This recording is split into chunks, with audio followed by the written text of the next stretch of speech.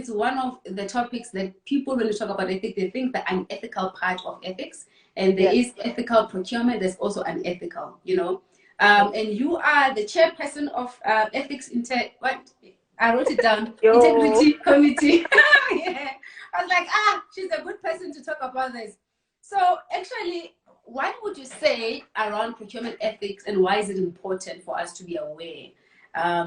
Also, that knowing that you are also with the governing body.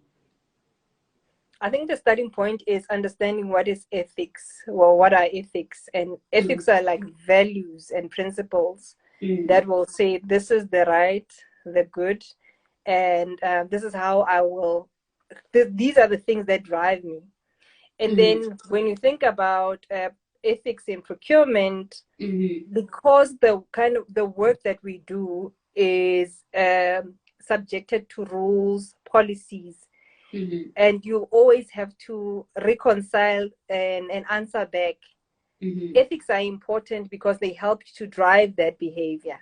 So ethics about really, I believe that this is the right thing to do. I believe that this is the process. You would know that procurement processes are subject to audits. So come audit, you have to answer. So rather stick to the rules, and then it makes the conversation easier. And besides, we in procurement, we deal with state funds, the people's money, right?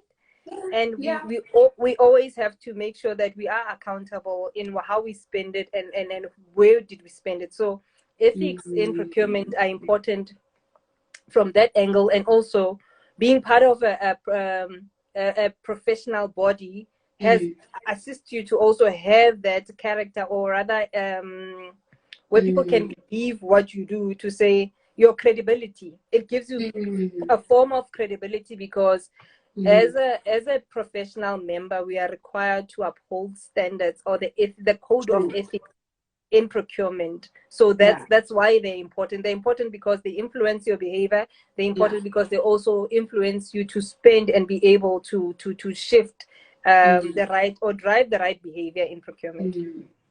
I also just want to touch on something. I don't know if you're aware, or you are probably aware, that sometimes you find people that move across departments, and they didn't really study logistics, procurement, supply chain. They're not acquainted with such things from the early stages, and opportunity came about. I'm now finding myself in procurement, and they don't know how to act in an ethical way, etc. Would you actually think that's one of the things that at least elevate the unethical behaviors that we sometimes see in our corporate organizations, because there's no awareness? It's not really pushed to the extent that it's socialized, where I'm aware what I should do, what I shouldn't do. There's a saying that says, do what is right, not what is easy. Yes. No, you're right, Lerato, in terms of socialization and awareness. Actually, in procurement, if I think back of my journey, the departments that I've been fortunate enough to be in a compliance role, where my responsibility also included training and really polishing those. This is what we need to do, and it's not a long thing. Sometimes people are not aware. Sometimes it's called unethical, or sometimes the findings come about because somebody did not understand who to speak to. I didn't understand that if I want to buy ICT, before I contact the supplier, I need to speak to Lerato in procurement. Sometimes it's purely because they didn't know. Sometimes it's because they're not part of. So onboarding, we had one of my success stories in procurement was we had procurement as part of the onboarding agenda or program, and there we would socialize it. When somebody joins the company, the person will meet with us, and the person would know. You don't have to remember anything else. Just know that there's a procurement department, and if you don't know, ask. That's all. And so it's about building that relationship and building visibility that helps us to minimize the unethical practices. Sure. No, that's true. And for me, the topic of ethics is again speaking to morals. I know there's also a combination of, industry markets by markets. What you find ethical in French country is not what is seen ethical in African country. And sometimes some of these social dimensions and belief systems, they drive these things. At the SIPS professional level, do you guys, I'm gonna say guys because you are Yeah. now representing, Yeah. consider that in the code of conduct that it varies country by country? Yeah, absolutely. So there's a number of elements. In fact, you're reminding me of a conversation I had earlier on with a student. So like I said, going into academia now, and we were talking about her study is around digital modernization and procurement, and we were breaking down strategy, for instance, where we said when we're talking strategy, the topic that we are talking about is, or we're writing on, is about 4IR. Ne?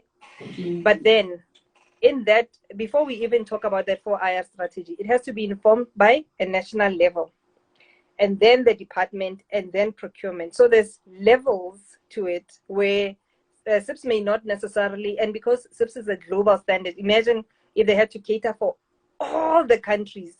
At some point, you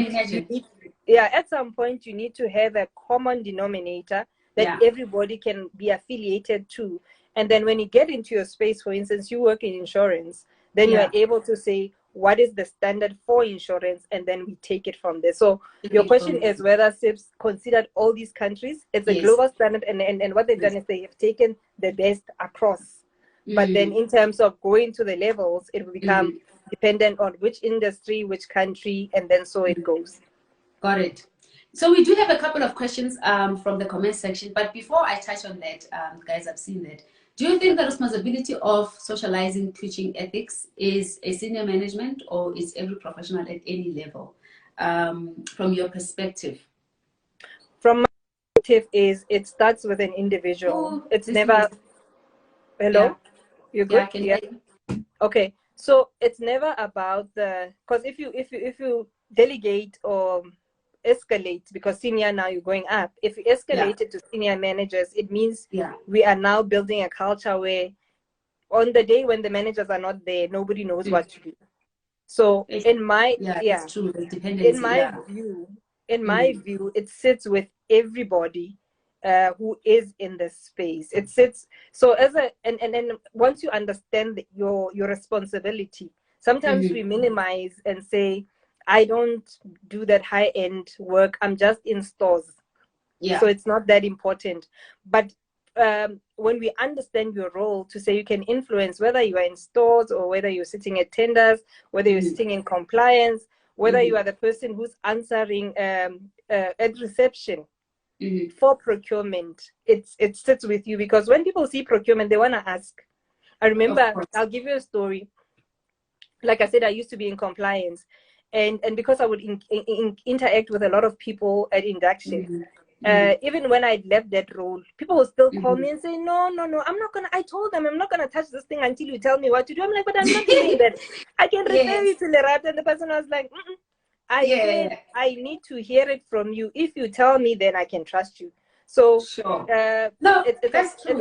it's about becoming that, where when we work, when we think, I like how you are Lerato procurement. Because I also was at a point, I always said, if I want people, whenever they think procurement, the next name that comes to mind should be mine. Must be Faith. So they know there's this person that can assist me, and I know they know what they're doing. I usually like that. Yeah. And I think the last thing on this note, just before we read the questions, procurement obviously is painted with this brush that people are just unethical, they do shady deals, there's a misty, around our profession, and trying to change that narrative it takes a lot, and in this whole era of trying to become more ethical, changing the name of the game, and really showing people that the profession needs to be taken seriously. Big organizations like in the world, if they were all unethical, can you imagine the type of economy we would be having, And that should be an awareness that we keep pushing and driving as professionals. From your perspective, do you think that we can ever get to zero tolerance, or it's something that we're all still working towards? I think it's something that it's a journey, Lerato, because if for instance you were to say to me, procurement is only handled by people in procurement. We don't have stakeholders who also form part of the decisions. We don't have the committees that are not in procurement also applying the rules. The answer would probably be possibly, not yes, possibly that zero tolerance we might get to. But then because it touches so many points and there's so much, I like how you spoke about awareness. There's so much education that needs to happen in spaces. There's another amazing lady I saw, she's on the call now. Her name is Tandy. We were talking about how there's a need as well from a governance perspective to talk to boards, because remember, boards also make procurement decisions. So there's an education that needs to happen there. There's a socialization that needs to happen, even from a board perspective, to say you don't have to be in procurement, but at least you have to have a feel of how we do things. So the zero tolerance is because procurement touches so many other points, and there's always that negotiation that needs to happen as we go along to say, I may not, and how people think procurement just facilitates. It's our money, it's our budget. We want Lerato, that's it. True. So it's that socialization as we go along to say, no, of course it's your money, but look, I may not speak maintenance, but I speak procurement. So let's talk about maintenance and procurement, and let's have this conversation, a better conversation. Sure. I like where this conversation is going. And before we get into the meaty part of, that was introduction, guys, which was really punchy. We're going to get into the meaty part. But let's read one question asked by, I don't know how to pronounce the name, Donald. I'm just going to say that. What are the procurement processes for private clients? Also, how do we ensure people are compliant to the CIDB Act 38 Code of Ethics? Do departments are procurement professionals even? I don't know what that means. But basically, it seems like, how do we make people aware or train them to be compliant in this? Which I think you did touch base on. There needs to be more socialization, right? Donald, I'll say that's a consultation. Donald, we can talk. We can chat on this. It's a consultation. Oh my God, please hit it up. Are they aware of CIDB Code of Ethics governing construction industry? Probably not. I think probably not, but you know what, you just never know. I think the last one, Donald again, how is procurement undertaken in private sector, private developments? That's a broad question. How is it what? How is procurement undertaken in private sector? Procurement, and I'll speak from a perspective where I've worked for a couple of organizations or companies in the private sector, and Donald, to a large extent, every organization has a procurement policy. So the private or the organizations that I've been at, the processes are a bit different, but I think at the core of it is about, do you have a guiding principle, or do you have guiding principles, or do you have a guiding documents that tell you to how can you do it? Donald, so my master's research, it's not the best really in terms of how it's been put together, but then there's a recommendation there that talks about, even there is such an important thing about understanding the rules in procurement, because and there what also came from the research was that even though the private and the public sector, they use different rules, there's always a need to have rules either way. They may not necessarily be the same, but then there's always the guidance of saying, are we getting the right value for money? Are we, what is the process? So to your question, they may be slightly different, but then there's always an intersection in terms of how it should be done. Got it. Which then brings me to talking about governance. If we're going to talk about policies, procedures, that's part of the governance topic, Procurement, we are the custodians of making sure there is a procurement policy. We buy fairly, ultimately we treat suppliers the same, and there is no unfairness in our processes, right? So the importance of governance as a I would say, responsibility also on procurement department for suppliers that then want to get onto our database, offer services, etc. I find that sometimes they're also not aware there's a governance process, and there's a reason why we do processes and policies. And from your perspective as well, what would you say the impact? What is the impact on us not having such processes, or not having a company that is well governed, that has policies, that has, accountability? Any thoughts on what you can share on that? Yeah. So from a supplier point of view, Mm-hmm. there's always so governance is the, if we were to go back to that beginning, the ethics is the what. What are the things that drive behavior? And then the governance is the how. So it's the structure or the system then that manages the what. Why Yeah. So it becomes like the policies, the processes. So governance is all these things, the committee who approves. And if we were to edit in the supplier conversation, there's a document as well that is part of procurement governance, which is the supplier's ethical conduct. Yeah. Maybe not. Yeah, it's the but it's a document that governs ethics for suppliers. So suppliers would understand this is how we do things, this is what we're supposed to do. And in best practice, or in the, I'll talk about organization. It's always nice to go back to where you've been so that you can pull real life examples. And it's so easy for people to say, what is the doctors just talking theory, which is said, because you miss out. There's so much from practice. So from practice is you find that that code of conduct for suppliers is something that suppliers will also sign, or they will have to say, in the event that this happened, we have the right to withdraw. In the event that, and something that I don't want to bring about, but we are here now, in the event that the company is implicated in wrongdoing, what does it have? What does it mean in terms of our reputation? So, we've seen we read the news.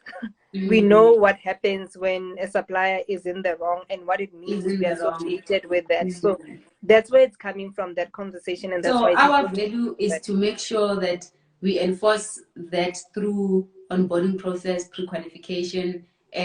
But then another thing though, sometimes, you do find suppliers that will qualify on paper. Few organizations do physical analysis and evaluations, or even audit. And where there is no supplier relationship management established SRM, then these things, sometimes there's leakage. So, are there any practical advices you can give to ensure that you actually check and it's actually still intact? Yep. So my advice would be vetting.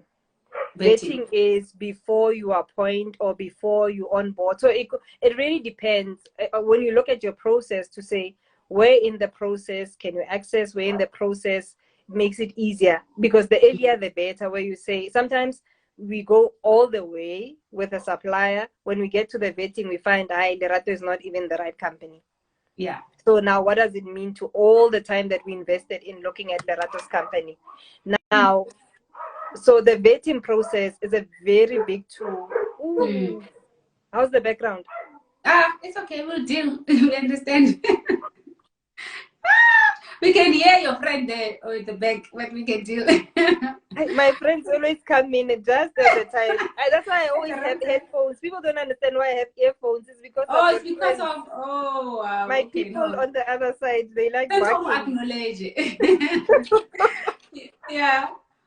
But in any case, vetting is a tool that can be used to make sure that we deal with suppliers that are in the right standing, suppliers that will not expose us, because brand reputation is a thing, and it's a big thing.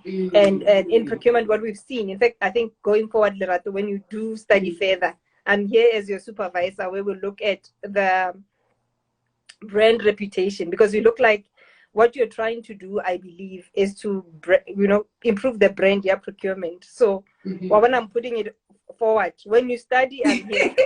We do this thing easy. Thank you for being my supervisor. Okay. I'm your supervisor already. So you and I would be looking at branding, brand reputation, and in procurement, and we'll take that. Of course. And for me, it's really a personal thing. I don't want, when people see me, they see corruption, they see, that profession, or even tenders.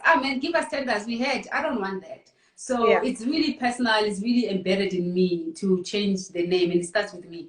In the little circle that I can influence, honestly, that's what I am doing. And you know, who knows, in 10 years what's gonna happen?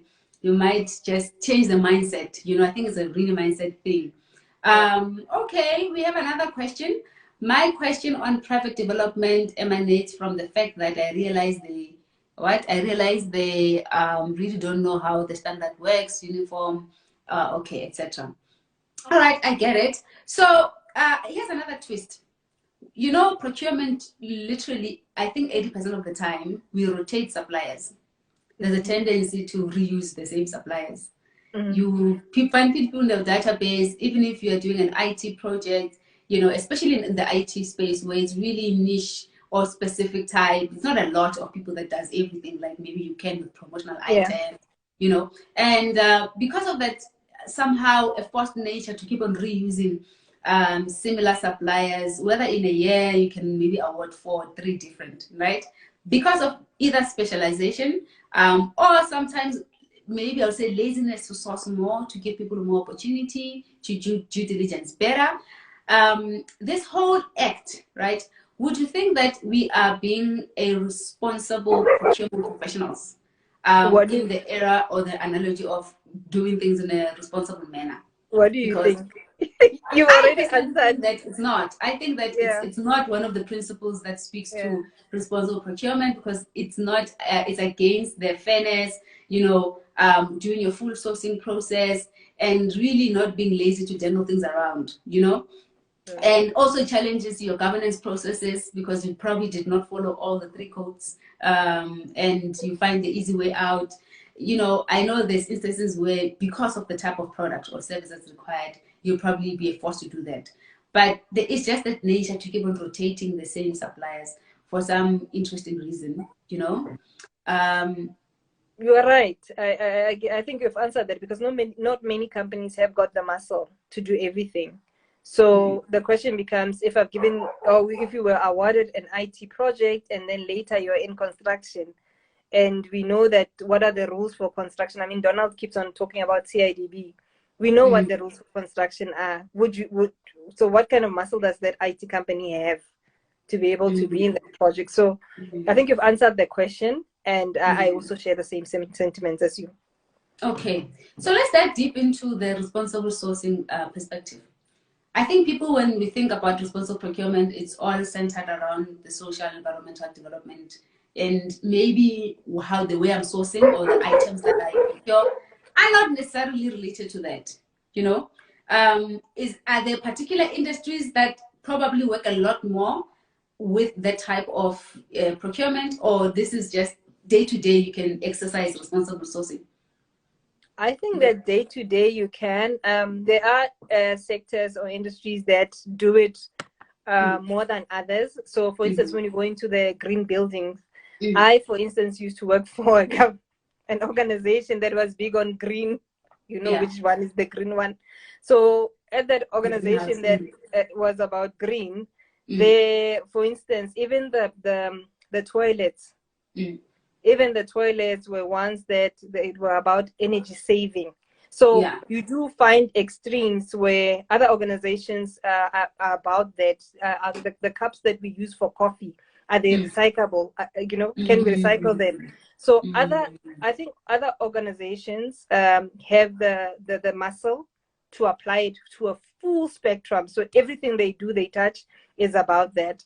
But then in other organizations, the question then becomes, where can we include it? How does it benefit? But it's a big thing that needs to happen now. I'm going to go back to way back, where I worked for an organization that was in IT. And at the time, the green sourcing and green procurement was not a big thing. And we were tasked. And even at that time, there were no suppliers readily available. There weren't a lot of suppliers that were into that space. And the biggest thing that we had were look at how those straws that they get so soggy. Straws. The straw with drinking straws. Yeah. I remember now, it's a thing to do that because of the benefits. But at the time, the culture was like, why should we be buying such straws? Why should we be not doing styrofoam? So different organizations, depending on their muscle that they have, are able to extend it. Yeah. Sure. Okay. Someone is asking, how do you influence it? I suppose they're trying to say, how do you influence what you just spoke about now, the responsible procurement? You know, for me, one of the really simple, great ways to exercise responsible procurement in my sourcing processes, or at least managing my categories, you know, is, are you paying the suppliers, you know, on time? It doesn't have to be, you know, science where, like you said, you're looking for green buildings where they elevate these methodologies, principles. It's being responsible. Are they paid within 30 days, or are you extending it for the sake of it? You know, what efforts are you doing? Like for EMEs and the small guys that really they don't even have, you know, 200K over here. They're trying. Maybe you can push for 7 days payment terms where you can, you know, and that's part of responsible procurement in that practical sense. But for some very odd reason, you don't even exercise that. Or someone's following up on a payment and you just don't care. Speak to finance. Here's the email. You know. But if you exercise it itself, is to make sure that supply is paid on time. You are getting back to your suppliers. You know, and these are the small things that are really practical that you can influence responsible procurement, right? And also, in essence, that like you said, there's a myth, or there's somehow an understanding that these things are more prevalent in these big organizations. Like if IBM issued a responsible sourcing policy, for me, I don't even care, you know. Let me read one question from Tandy. Maybe if I were to come in as well, Spopovich, so that name coming in. Spop, I think also your question around how do we influence it, our role as procurement practitioners and the people who work in the space, one of the biggest things that we do is advice. Really, if we understand our role, we're able to influence from a positive perspective to say, I see that you want to buy this. However, my understanding, remember we do market studies, the research, especially I know you're big on commodity, you know, managing commodities. If you understand and you have the know-how to say what is the latest technology, who are the biggest suppliers, what can be done, then you can share that information with your client. You know, that's a value add, and say, this is how I'm able to assist you. This is a value added benefit from me doing the work, so that we can manage the process better. So influence is when we understand our responsibility and we're able to use the know-how to say our data. Remember, there's also the data analytics that says in the past 3 years, this is what this is where we've bought these things. This is how the supplier has performed. This is what's available, and then based on that, we then advise the client. Yeah. And also, you mentioned that we influence, you know, ethical culture leading up to what you're talking about, from the suppliers through vetting, you know, onboarding, etc. At any point in time, we find that after we've done our responsible procurement and they're non-compliant and we flag them, do we need to educate our own suppliers about these things, or is it a matter of compliance, either compliant or not, in or out? What approach do you think is better? So one of the things, perhaps maybe because I always say procurement is the one thing I've done for the longest in my life. I'll always go back to examples where we had a process in an organization where we'd say, if you were not successful, you have the right within a certain time, because we also don't want somebody coming after 3 years and say, I got the tender. We put it to say, within such a time, if you want to understand where did you go wrong, you have the right to do that. And then we then have what we call the debriefing process. So the intention of the debriefing was to help companies that want to understand, okay, this is what I need to do the next time. But there's also an annual awareness session. So we were big on awareness at the time, where suppliers are able to engage. We tell them, if you want to get a tender, I mean, you are big on how to get a tender. These are the things. Make sure that you have completed the documents. Make sure that you have read this. So it's an education. It's not a once-off. You didn't comply, walk away. But it's about creating muscles where you can you can improve, because you may not necessarily get a tender from our organization, but with the information that we give to you, you'll be able to tender at Lerato's place, for instance, because you've been able to understand. There's so many government departments, especially for those that want to tender and are in the space. So ours was to say, we educate our suppliers, we want them to understand and empower them. It's something that we give. It's not a, you have not complied, bye-bye. But debriefing was a great opportunity where we'd come and sit, and in a debriefing process, people would ask, am I allowed to know how much did Lerato tender? Our policy was about, we can tell you there were 5 other suppliers that were competing with you. We had 3 sections, and on section B, out of the 40 marks, this is how you did. But then we're not allowed to share what the other companies got. However, in terms of what you did, and because you are interested, then we're able to have that conversation with our client. So I want to digress a little bit on that very note. Because we are probably acting out of policies, procedures, and that's why you cannot share, you can only share this much. You can, sometimes some organizations don't even allow you to do a debriefing. For government tenders, I don't even think it's that much exercised. And now speaking about procurement agility and procurement being flexible and not being a bottleneck to business efficiency. And honestly, some people just need an opportunity to know what they need to do. How can we challenge these type of things at a buyer level, at a sourcing manager level, when you really want to improve and you want to become, because you're aware, Mara, because compliance is here and there is this executive that says, no, the policy is set by people who did this thing 20 years ago. So really, how do you find that trade-off, that balance? Because I think it's really a challenge. I think you need to have a, so I've been fortunate enough, and I've worked in tough spaces where I would think, what is the point? But I've always been one person who understood that your influence, I could be at the most junior level, but then there's a concept called lobbying. Lobbying is the meeting outside the meeting. So I know that the policy does not serve us. I know that the policy is a problem, but Lerato is the boss's blue-eyed girl. I can go to Lerato, or maybe sometimes it could be that I don't understand it. It's not necessarily that the policy is wrong.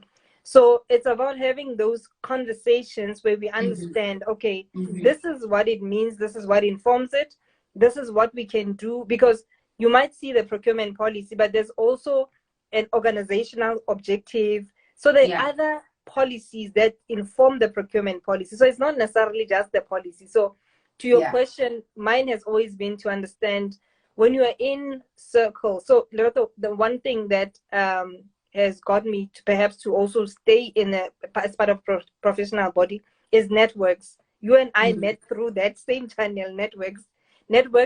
Networks will open doors for you in a sense that you will speak to somebody that ordinarily you would not have even had the proximity to go to. Networks would allow you. So the next time somebody says, do you know somebody in insurance? Guess who I'm going to call on my phone, WhatsApp basis. You are there. Know this person, you know. So for me, is influence means you need to be in the right circles. You need to be having conversation. You need to be open to also saying, maybe I'm also missing it. Let's learn. Lerato, what do you think? Oh, ethics is this. And some people will come, because I've been doing this for a long time, no, ethics is the what, the other thing is the how. It's a minute or two for you to get something that you're like, oh, next time you're in a room, people are like, Lerato, ethics, governance, you are that girl, you pull the notes from the last conversation. So networks allow us to grow. And I absolutely agree with you. And I think personal growth, sometimes it's taken very light and it's very intentional, you know, and these things also speak to the growing in your profession. Maybe some people studied when you were still purchasing management. A lot has evolved, a lot has changed, and these things are now becoming a thing, and you're trying to catch up, but it's tough, you know, and it's just one of those things that you need to be intentional about, you know, networking, growing, challenging status quo, always in the right way, and improving and trying to get into the space of improvement and, you know, continuous improvement. I once did something which was speaking to continuous improvement and process flows. And since then, everything else is just in my head, you know, to what am I supposed to be improving? If there's nothing improving, what is changing? What do I need to catch up with? You know, as a professional, I don't think it's a dead profession. It's just moving with time, but you don't give yourself time to move with it, you know? I think we have a comment from Tandy. She says, skill in industry and market analysis is needed in procurement. Using the same supply over and over again is due to that and manual systems we need to do away with. I absolutely agree with that. Kanye says networking is quite complex. I would say it's quite complex. How? It's not complex. It can be. Please teach them how to network. How to make it complex. Kanye, I would say perhaps I'm blessed by I love people. I have a natural, and I think procurement teaches you that because you work with somebody from IT, from facilities, from legal, from HR. You're always dealing with somebody new, and you are forced to build relationships. First, as in, if I want, sometimes people are difficult because they just like, I don't care. No, it's not important. But when you build a relationship, the minute I say Lerato, you're like, what do you need? I'm gonna help you. So relationships, networking allows you to get into that kind of space, and you have to do it genuinely. It's not about giving and taking, or just taking. You know, I'm building this relationship because I want to be on an Insta live. Because now I'm seeing you. I should have brought my light so that I've got the right light. But then it's not about that, but it's because I understand that I have a responsibility by being part of your platform, Lerato. I'm able to influence as well because I'm big on sharing messages about procurement. I think that's what I'm sent here for. So if we tap into even higher stuff, I feel like that's what I'm here for. My purpose, it makes sense to me. So I will advocate for this because I believe that we need more. So if there's a corner on Instagram somewhere where I need to, you know, the next time we need a follow-up so that I've got a light. My ring light is on that side. Next time bring it, do the right light. But then the idea is networking is something that you learn, Kanya, and it's a process. It's a process, but you have to be authentic about it. If you want to go far, they always say go with someone, right? Or some people. We can't go far alone. So it speaks to that narrative as well. At some point, you need to build relationships, you need to open up, even if you are an introvert, shy, but do it in a way that is safe. You understand? And not staying in your own corner because you learn and grow a lot. You know, I think I've also learned the skill of networking. And I used to take it personal when people don't respond. But now I figured, no, man, people have a life. You don't have to take it personal. Move on. Move those who are moving. I'm also like that to other people. So, you know, it is what it is. So getting back to the topic, you know, socializing the procurement policy to the customers or internal stakeholders is a big challenge. And for most, it's probably because of difficult clients, those who are pushy, those who've got agendas, those who don't even see the need of procurement, they just discard you, are just wasting their time. If I can get myself a coat, why do I need you? You know, for those who are really, really struggling with these things that cause, you know, disengagement and struggling to find it interesting to go to work, how can you encourage or advise us to, you know, train or build that awareness as someone who's working internally, because we have that responsibility? I think there are two parts to being good at what you do. First of all, it's the technical part. So technical is know your work at like the back of your hand. If my, you know, many years ago I said procurement expert, but what is an expert? An expert is somebody who has put in the time to understand what it is about. So there's a technical piece to it, but also there's also a soft skill, a personal touch to it, where people experience. So you might be very good, but if you are ugly to people, if you are nasty, if you are rude, if you think you are the best in the room, I mean, it's small things like that we learn as children. You know, to just be a human being, being human with the next person. The soft skills. So sometimes, and again, Lerato, you're going to encounter difficult characters in our space. One, other people have got their agendas, which you cannot help. They know why they're here, and you also, and you know, people should always check. Now I know why I'm here. Do I know you know why you're here? So let's meet somewhere where you know that I'm not going to do what you want me to do, but I'm going to make sure that it's my integrity. I want to, I mean, 20 years from now in South Africa, when you say Dr. Faith Mashele, people should be studying GAP somewhere, right?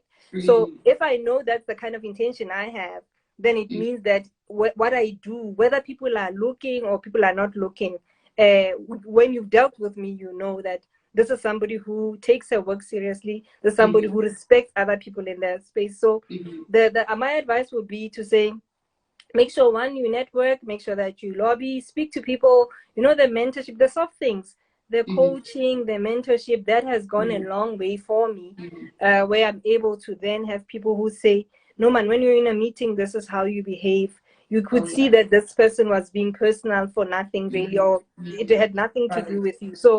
So it's about creating that safe space. And in an era where we're talking about mental health, one of the things that comes to mind is we never pause to think about the mental health of people in procurement. Nobody ever stops to say, where are these people? So personally, you need to create that space. That's why for me, what I found was being part of a professional body, being part of people who've done it before me, people who can advise. I can pick up the phone and say, what do you think about this? So nobody does it alone, Lerato. You may have all these nice titles, designations behind you, but then nobody does it alone. And it's important to create a system, to plug yourself, to have sisters. I was saying to you, challenging you, I said, the way you're so pretty and you're so bubbly, it would be nice to go to a school and let young girls see themselves in you and say, oh, this is it. So it's a process of just creating that ecosystem that makes you and keeps you safe, that keeps you grounded, keeps you humble, keeps you learning. And it does not even have to be about the formal learning where you go and do a degree, but it could be a two-day course. It could be a conversation. Learning is something that you can always get yourself involved in, so that you are able to withstand the tough situations that you come across. Sure. I absolutely agree with that. And the other thing that has helped me when dealing with difficult clients, that in my early years of, being a professional, starting up in procurement, always being afraid, like, who they're going to escalate me and all of that, is honestly, build a relationship, go to that person, seek clarity and understanding, seek to ask, how can I help you? When do you want me to help you? And sometimes you don't reach out. You need to just reach out to people and say, when do you need what by when? If it's urgent, communicate with me like this, and if it's under pressure, communicate to me like this. I'll be able to help you. I'm here to help you. I'm not here to be a police, but I'm here to ensure that, I deliver that which you want. You understand? Then people just come down and it was like, oh, okay, no, I see what you mean. For those who just joined, we are almost wrapping up, talking about ethics in procurement and responsible sourcing and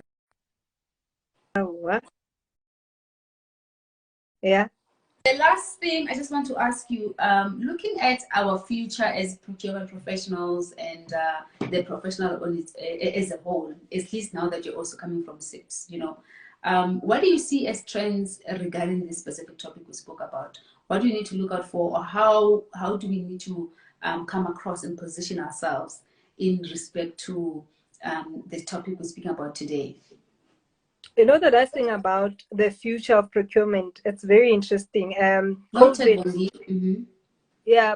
COVID pulled a number on us, and the question was it a good number or not? Because we started seeing articles about what's going wrong in procurement, and I remember even saying that, I said, I think it's an opportunity. It's an opportunity for us in procurement to either, we can choose two things: go down with that narrative that procurement people are corrupt, or go over that wave where we're saying, okay, where are the good people in procurement? And that's where we step into the room. So COVID pulled the number in and actually positioned us so well to say, we have an opportunity to reframe, reshape. I had a presentation 2 days ago where we were talking about the impact of supply chain, of COVID on supply chain. And what was interesting, that Davos, even Economic Forum, they had procurement on the agenda. That's nice. Yeah, they had that because remember the delays in supply chain, Yeah, the the numbers whole, going down. that's when we got Now, elevated. Yeah. more than ever, you need to, we need to be, when No, please you're invite me to Davos. Yeah. in a match system, in a match, in a soccer match, when the game is going on, there are people Yeah. who run on the side, Yeah. getting ready to get into the field. Now more than ever, Lerato, you should be running on the side, making sure that when Wow. your call comes, you are ready because Yeah, I'm ready. I'm always ready. I always say leaders don't tatazel. We are always the, ready. because now procurement is even becoming it's a C-suite conversation to say, have you spoken to your supply chain manager? There was another article that says Europe car makers have to they're now worried because they want to achieve their dreams because of supply chain. So when you think We are now in strategy, the forefront. Yeah. when you think strategy and you've promised your customers, I'll be delivering cars, and then there's a delay in supply chain or there's a problem, then it means it affects the whole delivery system. So the trend really is Bona, stay on the sidelines, training, coming up, sharpening, talking to the right people, making sure that you can advise, making sure that you're also well informed so that when they say, madam, come and advise the country of Congo, then you're like, I wear prints, I'm ready. Sure. So, maybe just before my last question, Bongi is asking, besides SIPs, which other professional body can you recommend? Do we have any other professional body? Bongi, come join us. Cantina giving out other professional bodies to implement a what do you call it? Like to know about it more. Some socializing. Actually, more people that I speak to in my inbox, they don't know about SIPs, or they hear that there's this thing happening somewhere. But I think there's a lot more work that needs to be done around making it aware, as professionals. Yeah, for procurement it's SIPs, right? I know for logistics you have SAPICs and you have another one, APICs. I was about to say that, Bongi, there are other professional bodies. Come, please. Yeah. But I like that you're coming. Please come. In fact, you DM me, Bongi. You have the right to DM me. Okay. Oh my gosh. So, in closing, what will be your last words regarding really this beautiful topic we spoke about today? Because the onus is on us as professionals to make the change, to drive the improvement, and continuously make procurement relevant and elevated. Let's parting words from you. My parting words are that there's always an opportunity to do the right thing if the right thing is being done in the first place. That's the one quote I always depart with, to say ethics is not because somebody in the room was there, but ethics is because I know why I'm there in the room. So ethics is a conversation that we'll continue to have. Ethics is something that we also, it's a journey. Like I said, if it was just about procurement, maybe it's different, but it will be boring because we need to learn from one another. So ethics, governance, and responsible procurement is something that needs to happen, and now more than ever. And because remember how I said we are now on the sidelines going to advise, it's important that people can trust us. When we can become trusted advisors, I think that's where the value comes in, to say, sometimes people might look at put your name and say, this one does this and that, but you should always be that person where even if they after they've done their checks, they come back and say, no, we apologize, that's not her. That's true. I absolutely agree with that, and I think challenging ourselves as professionals as well is consistently creating some form of communication back into the very same media, the very same people that has made this profession look like it's very unethical, to speak about it in a very ethical manner. Drive some engagement campaigns if possible to bring about this change, which probably is a challenge back to SIPs because they're the professional body, smart procurement and commerce edge, to support this type of initiatives. That at the end of the day, if we see the impact, people understand the impact of being unethical, not doing the right type of procurement, what the impact is and the consequence. deal with the consequence management, then you're probably more prone to receive a better type of reception than, I found people doing this, therefore I'm also following, Yeah. you know, and I'm not going to reinvent the wheel. Who am I? If donkey years this thing have existed, you know, Yeah. technology is showing us every day that we can never stick to one thing.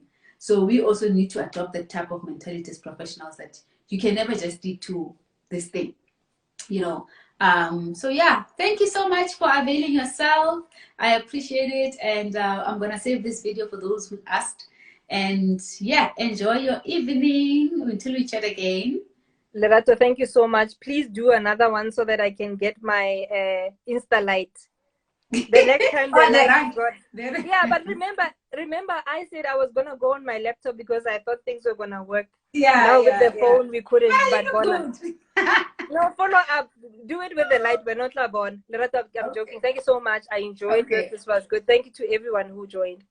Oh yeah, thank you, Tsepo. What a fruitful discussion. Thanks a lot, Lerato. Mayfaith, I'm learning, definitely learning a lot. Second year. Listen, you're in the right profession. Please finish and finish record time. Okay. Cheers then. Have a good evening. Bye guys. Thank you. Bye. Cheers. Yes, thanks, Lerato. All right.